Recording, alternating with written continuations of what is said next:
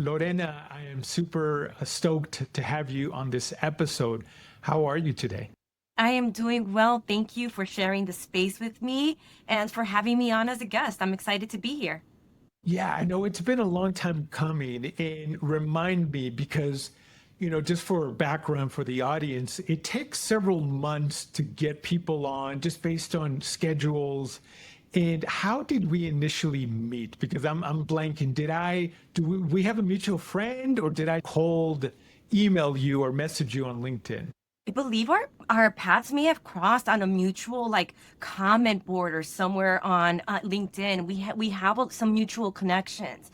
So whether it's on cybersecurity or on the Latino community or just technology based or AI, our paths have crossed. And I believe one way or another, I'll have to look back on my LinkedIn, but there was a connection and we did have a touch base at some point. But I'm so glad that we are sharing this space. That's the power of networking. That's the power of LinkedIn and putting yourself out there. You just never know who you're going to be able to connect with and share space with. Yes, I love that. And always saying, maybe, because I think we're living in a world, and I'm pulling this from Gary Vaynerchuk. He's always saying, he's kind of a branding marketing specialist. Change your mindset. Instead of saying, no, I'm not going to do that. No, I'm not going to meet this person. No, I'm not going to communicate. Just say maybe, because you never know. Like you said, new opportunities come up. Thank you for taking the time. And we just want to have being in person, having our cafecito, our little coffee or water. Let's start at the beginning, Lorena. What is your origin story? I'd love for you to share that for the audience. I'm Lorena Mejia. I am the CEO and founder of Unleashing the Lion in Us. And that is a career coaching and transformative digital growth company that I recently started. And the focus on it is to amplify individuals and organizations in space of AI, cybersecurity, and the technology space.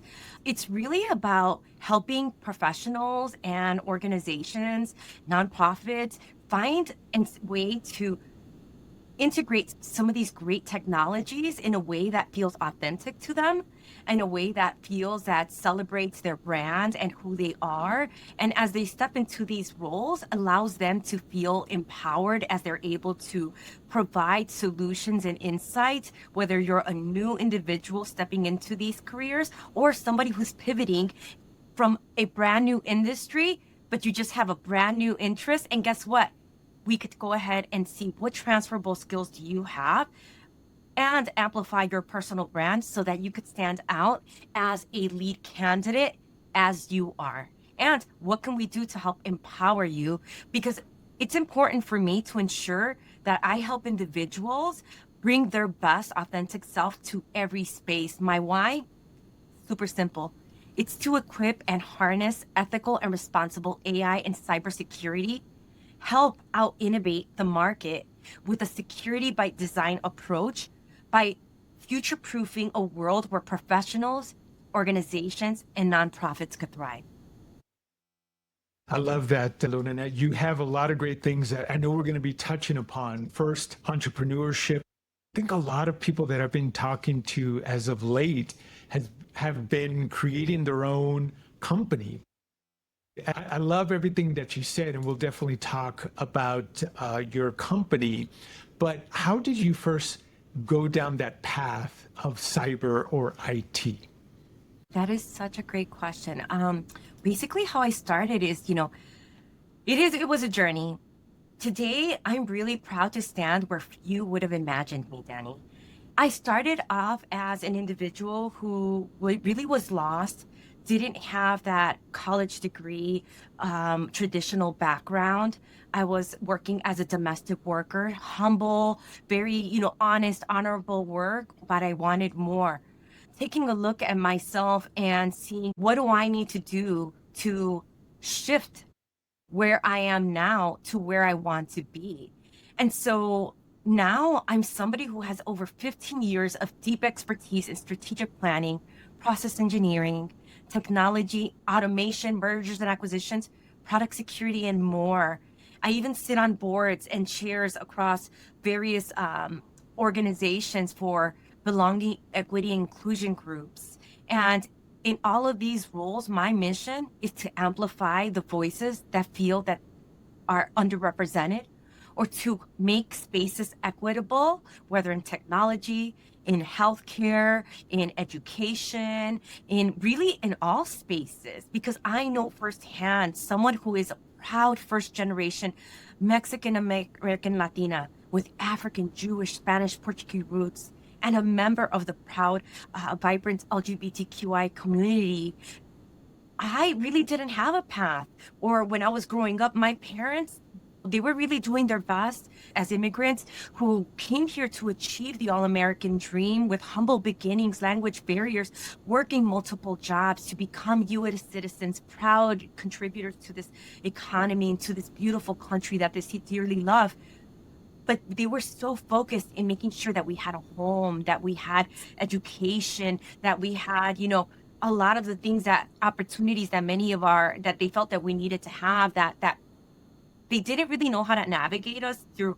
This is how getting to applying for college looks like. Blessings that my, four, there's like six of us, but four plus have college degrees, from major universities that they ended up having to navigate and pursue on their own, whether on their later life or right after high school for the younger ones. But really, it was about facing overwhelming odds in my youth. I mean, it was poverty, to some facing trauma and cultural stigmas. My journey was anything but easy, Danny. But it was, really, I grew up in a broken system where inequality was all around us. Mental health issues around our communities weren't really addressed. They were stigmatized.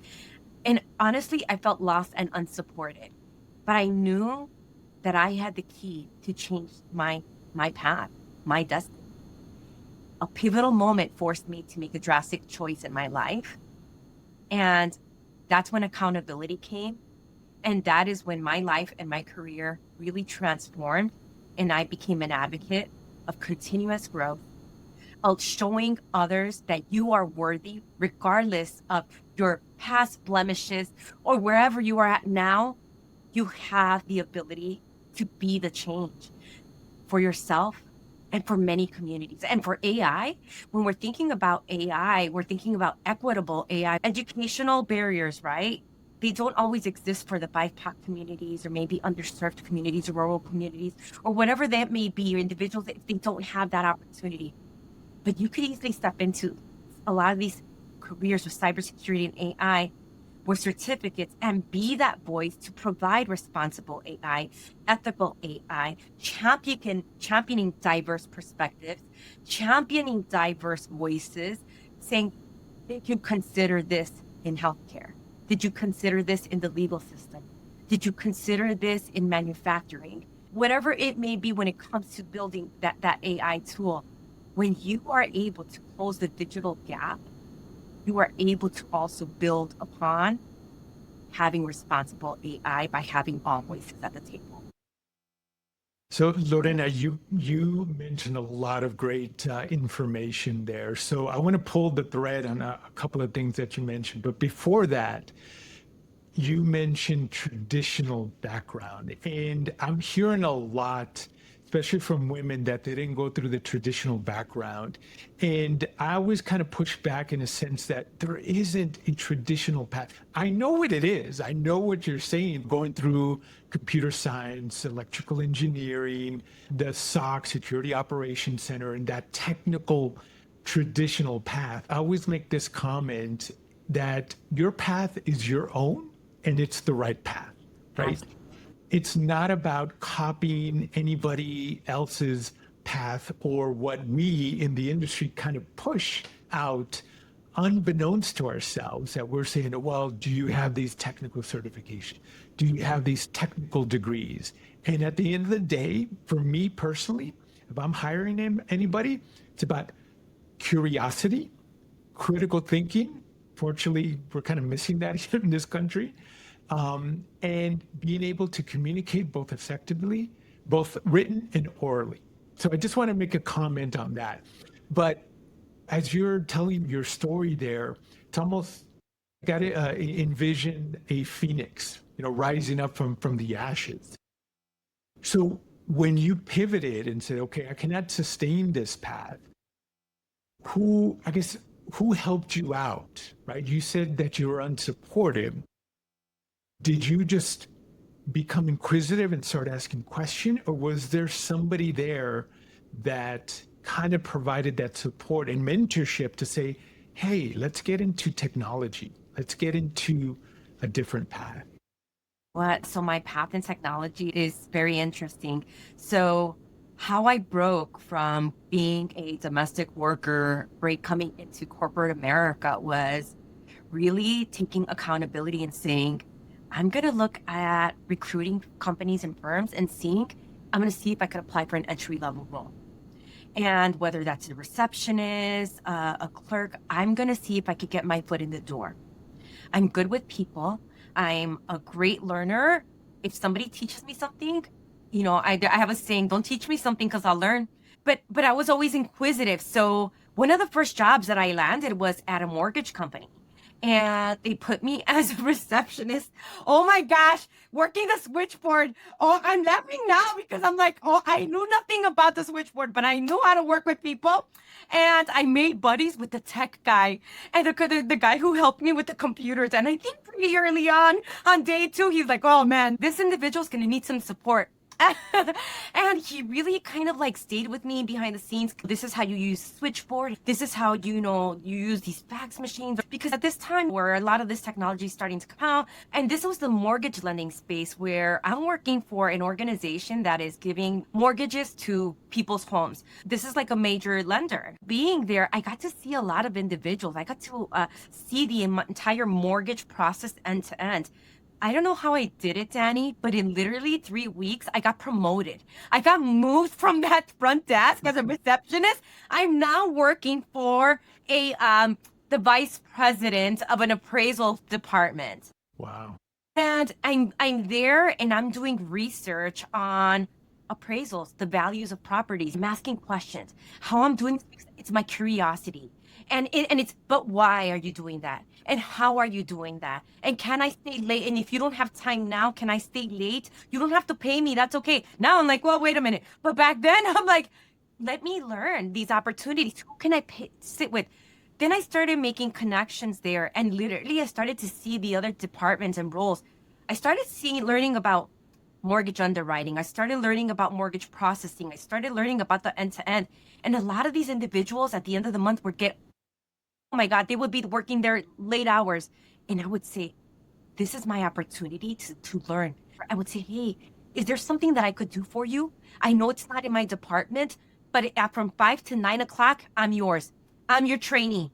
I'm your shadow, whatever you want me to do, fax, whatever. I will fax away. But I'm looking at the documents. I'm learning the processes. I'm asking. I started learning the word mentors. I started learning the words career coaches. I started learning the words executive sponsors. I started learning about communities of practice, business resource groups, employee resource groups, network groups. When I learned about these 4 lanes that could help me grow my accountability and my ownership, but community behind me, oh my gosh, that was like a gift. And it felt like I unlocked like Pandora's box. I love your curiosity. And then it's almost serendipitous, right? Because you're in this environment. And for me, kind of my philosophy in life is it's random events. And there's going to be serendipitous events that if you're not ready, you're going to miss those opportunities. But in this case, you were asking questions and you were unraveling what life was throwing at you. And you're like, oh my God, these are the resources that I didn't have growing up. I'm going to take advantage of that. To another point, you said sponsorship. I didn't know anything about sponsorship until later in my career. I'm like, what is that? So a lot of words of wisdom and just experiences that you went through. So you're learning about the mortgage industry. Yes. So when did it shift into more technical? Well, great question. So this is like maybe 5-7 years in the mortgage lending. I had learned every role. I had navigated and advanced through every role. through asking questions, through taking on extra initiatives outside of my role, by joining extra committees and groups. I became a continuous learner. Oh my gosh, continuous. I have a passion. So, whether it's operations, whether it's leadership, whether it's organizational cultures, technical, project management, you name it, I aimed to learn it. I was just like a sponge, anything to amplify me and the mission, the collective mission. So throughout this time, I was also an advocate, a humanitarian and equitable advocate, whether it was in finance or pivoting to technology. There was an opportunity where our company was being bought out. They needed somebody to help with the mergers and acquisitions, somebody that was going to help the current pipeline of this existing mortgage company be merged onto the new company that was buying it, while helping integrate the new systems and test the new systems that they were going to work and support the pipeline that was going to be merged, while maintaining security, maintaining processes, maintaining and creating process documents and training guides. I was approached by a leader and said, hey, do you want to go ahead and step and be a consultant? Be a consultant to step inside this role and help us with this mergers and acquisitions. If you go ahead and do this and you prove yourself, you have an opportunity to step outside, adjust your mortgage lending, and step into now what was a more of a technical consultant with governance, risk, and compliance and operations improvement. So I really had an opportunity to pivot. I signed through that project. I learned about user acceptance testing. I learned about, working with technology and teams to be able to go ahead and test products, test servers. I was starting to learn so much. Had I not raised my hand, had I decided to stay in my bubble, had I decided just to stay humble and be grateful for whatever role I was given, I would have stayed stagnant. But no matter what role I was in and no matter what role you had, I will approach you. I stripped the title and I dealt with you one-on-one. I would approach the vice president, the president of the companies, and people would be like with their eyeballs like this, like, what is she doing? And he'd be like, hi, my name is Lorena Mejia, with like that, Lorena Mejia. I work for this department and I have an idea for you, because I feel like I have an opportunity to make an impression and it's only this one chance. People knew that if there was a town hall, Lorena Mejia was going to get up and ask a question or make an idea, because it's the way to raise your platform and for all voices, for all communities. We are all leaders. And so when I was able to pivot into technology, I stepped into project management, working for finance companies, healthcare companies, technology companies. And then I pivoted into cybersecurity, because throughout all that, information security and governance, risk, and compliance was always at the forefront. But when I learned that there was only 2% of Latinas in cybersecurity and less than 20% of women in tech, I was like, I'm going to help individuals step in to these roles and be their best, because there's so much opportunity. And when you're thinking about making equitable products, when you're thinking about making responsible AI, when we're talking about making products with integrity, it starts with closing the digital gap. And that starts with putting our professionals, all voices at the forefront, so that we could really create products and solutions and services that amplify all voices. Right. So where does that come from, that burning desire to learn or that curiosity? What if somebody came up to you and said, how do I do that for myself? Oh my gosh, you're going to have to want that for yourself, right? Because I could lead a horse to water, right? But you can't force him to drink. What is your why? It starts with your why. Use that to fuel and amplify and build your roadmap. And that's what I do with my business. I help individuals uncover their why. Is it to have a better work-life balance? Is it to be a part of the change? Is it because you have a curiosity and a love for technology and you're looking to step in? I mean, people's whys are, is it because of the salary? It's great. It's phenomenal. Absolutely. Imagine what you could do at an entry level. Some of these AI and cybersecurity roles are phenomenal. And more companies are saying, we have opportunity to go ahead and have professionals break into these roles where now businesses, nearly half of companies report Roughly 40 to 45% of cybersecurity entrants do not hold a bachelor's. And that's okay because companies are now choosing lived experience and curiosity and innovative minds over degrees. Now, I'm not discouraging. It's important to still pursue your degrees and opportunities of education. Absolutely. But I don't want folks to feel that if you don't have that as your background, that you're discounted. There's a space for you. My passion comes from closing that digital gap. There's 35% of career burnout. I've been there. So how can I help others who come from non-IT roles, other mid-career professionals? And I especially love helping interns and young youth because they are our future, right? I do a lot of coaching and mentors and help others find their roadmap or their voice or ideas to build a plan to make you stand out, whether you know talent or you have seasoned talent. Yeah. A lot of great information there, Lorena. So when you were, again, kind of pulling the thread a little bit, when you're pivoting from mortgage into kind of mergers, acquisition and GRC, did you have any mentors kind of teaching you or helping you along the way from a technical perspective when you're doing that transition?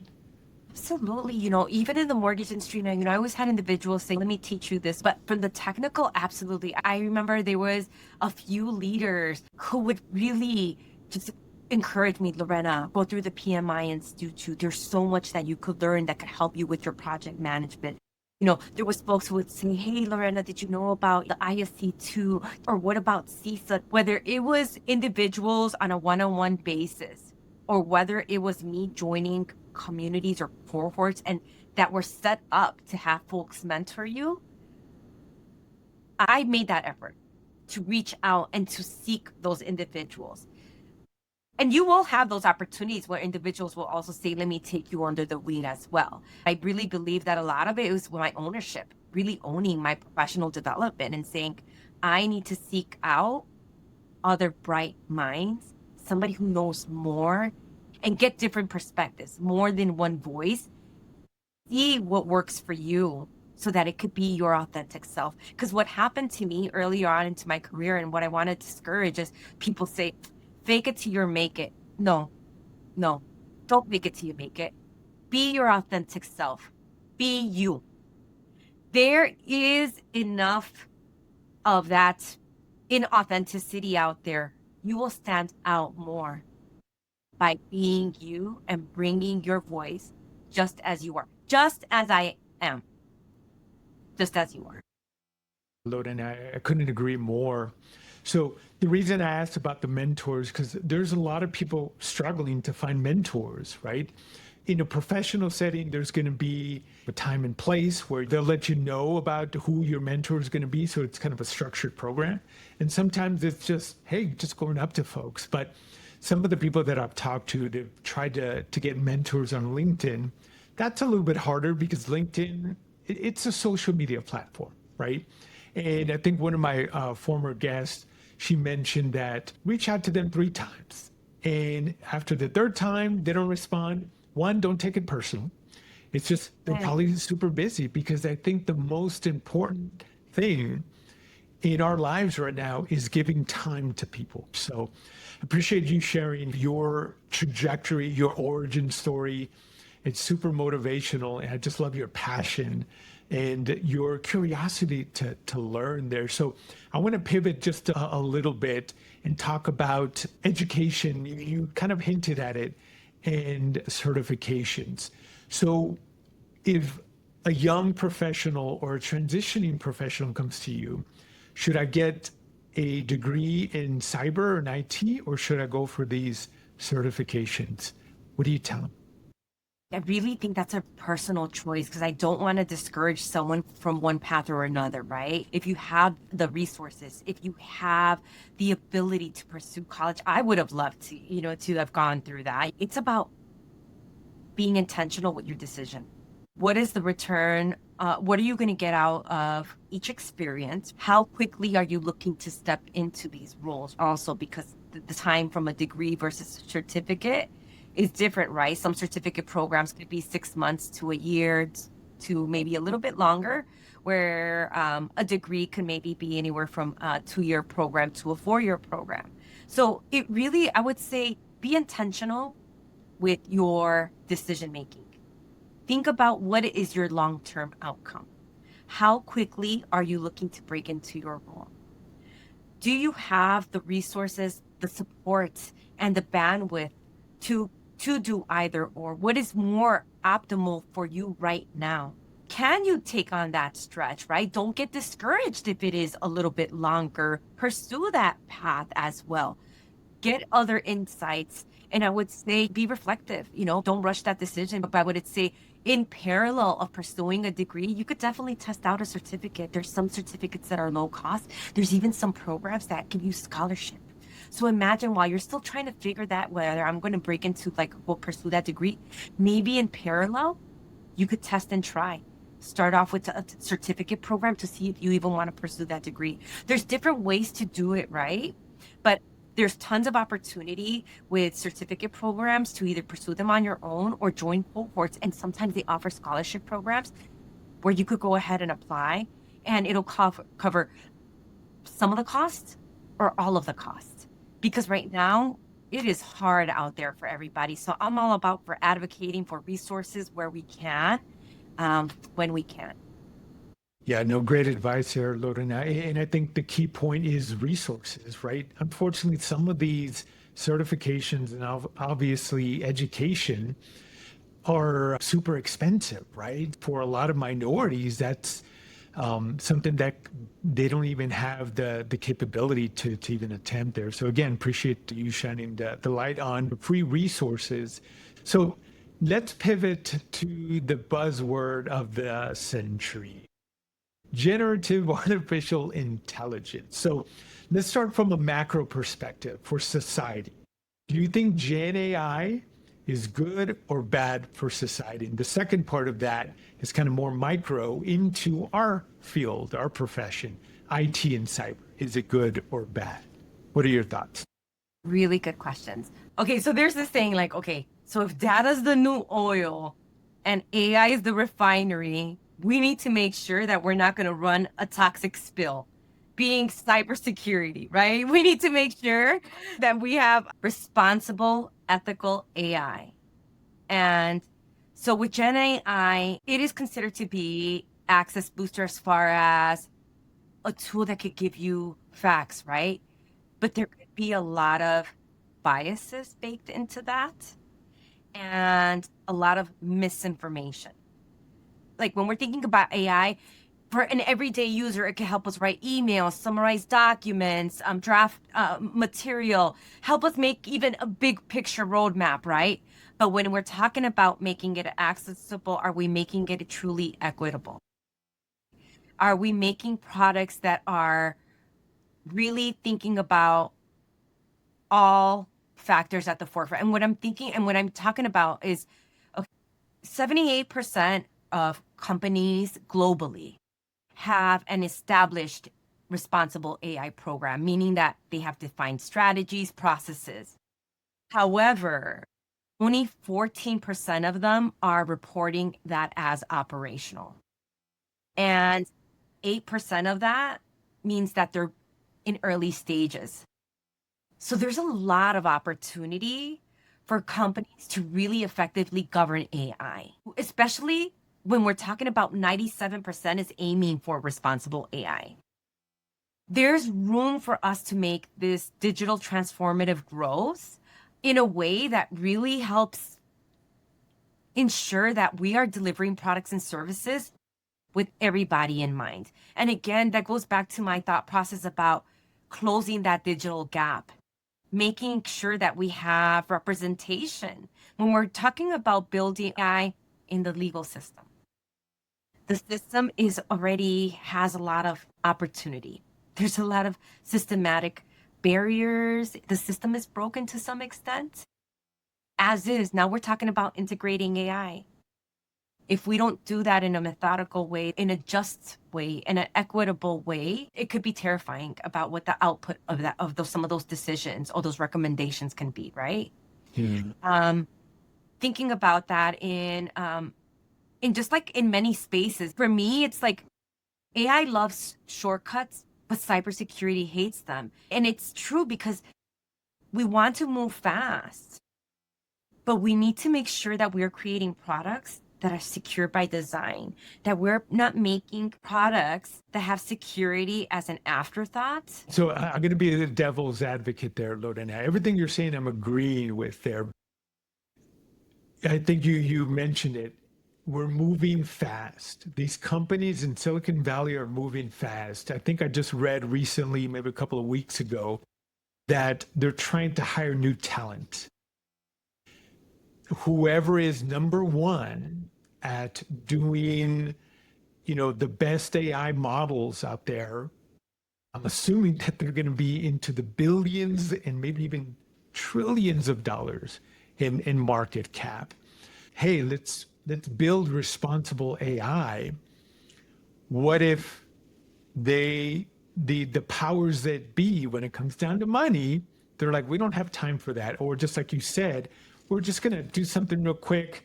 Just say we have something on paper, but we're not going to operationalize it there. So how do we combat there? How do we kind of adjust to this fast pace environment? They're paying $100 million, Facebook, for AI professionals. And they're probably pilfering from other companies, right? I can't even comprehend that money. So if they're willing to hire people, and I'm assuming it's the total compensation package, $100 million. So this is a kind of a digital arms race. Yes. So how do we bake in that ethical, equitable, and responsible AI? Absolutely. And you're talking about a marketing strategy, but it really is also integrating it in a way that has growth and sustainability. Global AI workforce is projected to grow in 2026 by 74%, to your point, right? Companies are hiring fast. But with that also said, 8.5 million cybersecurity roles will go unfilled by 2025. Cost the global economy 10.5 trillion annually. So I think it goes back to really emphasizing to organizations that in order for us to be competitive and to continue to lead, thrive, and grow, and with high impact, we still have to keep security at the forefront so that we ensure that we are a lead competitor and not somebody who's leading the news for the wrong reasons. And I love the analogy about the toxic spill, because there was a toxic spill already with one of the LLMs out there from AXI, which is Elon Musk's system, that it was just spewing all this racial discrimination, anti-Semitic stuff. So there is that oil spill already when it comes to AI. But the other comment, and you're going to have to forgive me for this, but the over 3 million vacancy jobs in cyber. So I always have issues with that, because I think that number has been floating around. This might be new for AI, but historically in cybersecurity, they've always said there's 4 million jobs unfilled in cybersecurity. There's a lot of, I think, circular reporting, and I don't think those jobs are not available. Meaning, there are a lot of talented people willing and able to fill all those plus more, but they're not being looked at. They're not being hired. Why? Because they don't have those technical certifications. And I blame middle management there. So not to go off on a tangent there, but no, but that's a good insight. It's a good perspective, right? A different perspective of that I didn't consider and didn't even factor in. So always good to learn something. And this is why this dialogue is so important, right? Because yeah. you read something and you gather some of this information, but when you talk to another seasoned professional and you're like, oh, and you have those aha moments. And that's why networking and that's why being out there is so important.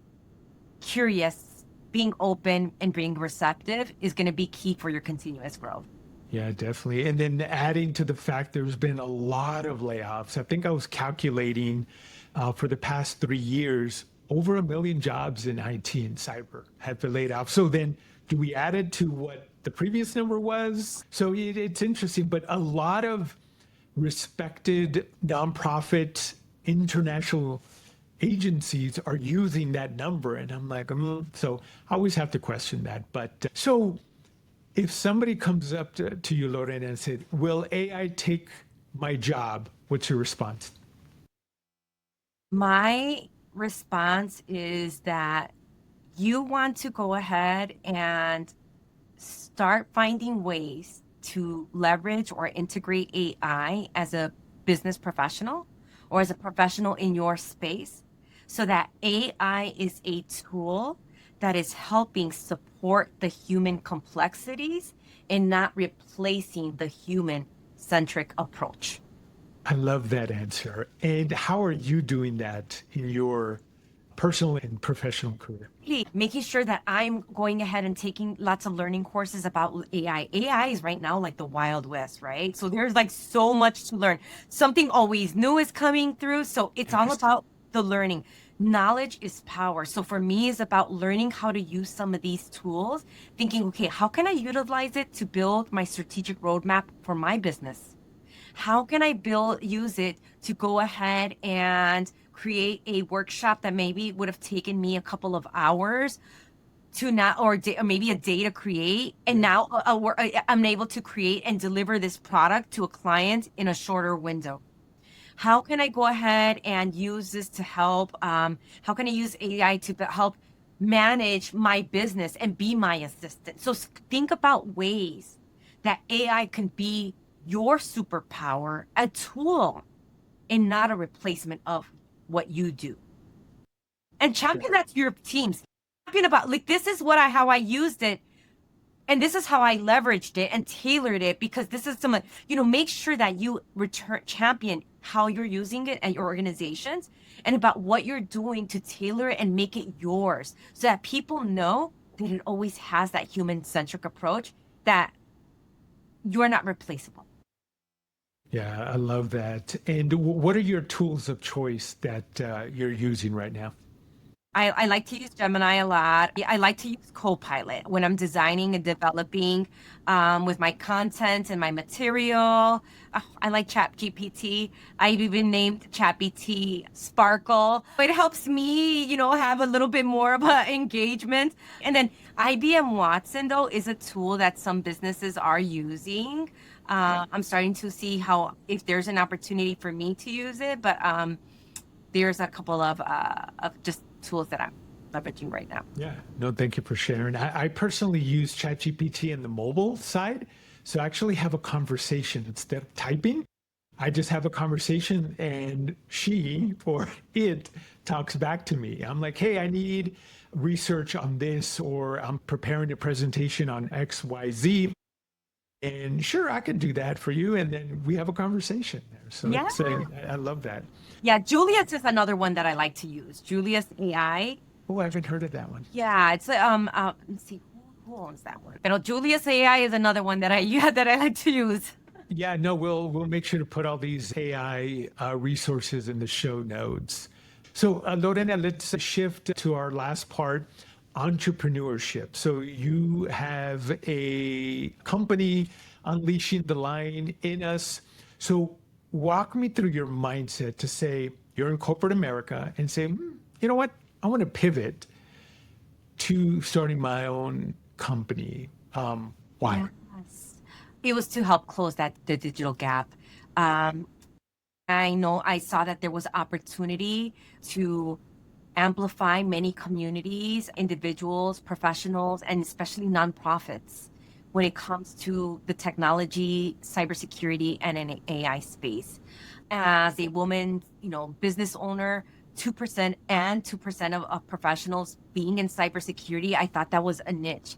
As well as I'm also bringing my humanitarian and my 7 pillars of a healthy lifestyle. It's a really holistic approach to career coaching. I really want to help amplify others with my lived experiences so that they could be their best authentic self in the technology, AI, or cybersecurity space, whether they're stepping in as professionals or trying to use that in their day-to-day, or maybe if it's an organization, they're just trying to develop their business workshops, like maybe professional development, career workshops that I go ahead and host. And with nonprofits, it's really about a community-based business model, working with organizations to give our seniors, youth, and all those underserved communities, bringing it down to a really just way that could be digested by any novice or a expert.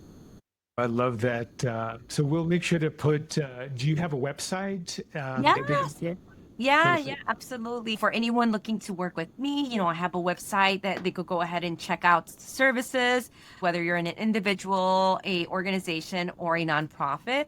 But also, I do give free consultations to explore, our collaborations. We book those through Calendly. I also have an Instagram, and I'm open for keynote speaking opportunities, podcasts, and just to be a voice and collaborate. Yeah.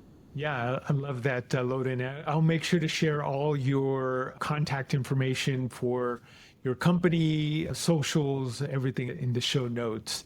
Lorena, I've just been floored by your career, and I would say it's barely beginning, right? Or your commitment to the community, your resilience, which I think, again, a lot of people don't really realize that the immigrant community has the commitment and the resilience. So that definitely shines through, and hopefully people see that here in this particular episode. So one final question, and I see the stack of books in the back there.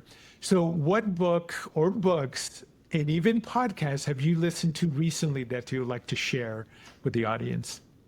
Miriam, Simone, bringing your authentic self, tattoos, pearls, and all to the boardroom. We're able to apply your lived experiences, breaking through that assimilation, that imposter syndrome. But it really is about authenticity and empowerment, and is somebody that is also a Forbes coach. She is highly achieved, and I would definitely recommend plugging you. Not a bus tiger, but it definitely encourage you to reach out for a potential collaboration for podcasts. Yeah, I love that. And the next one is A Brown Girl's Epiphany, Reclaim Your Intuition and Stepping into Your Power. And it's really about owning your abundance, authority, and divine intuition. And there's another one, because I like to read a couple in parallel, is The Organization. And it's just a big passion about is making sure that we rise together. And when we do that, every voice is lifted. Again, I'll make sure that they're all in the show notes so the audience can click on them, buy them, and learn from those books. Again, Lorena, I appreciate your time. I love this discussion. I wish we could continue it, but I want to be respectful of your time. But again, your authenticity just shines through. I wish you continued success, and would love to get you back on the show in a couple of months and see how your business is going and shifting maybe to quantum computing. I don't know. It's always crazy with technology nowadays. But again, gracias. Thank you for being on the show. Thank you. Muchísimas gracias, Danny. Have a great one.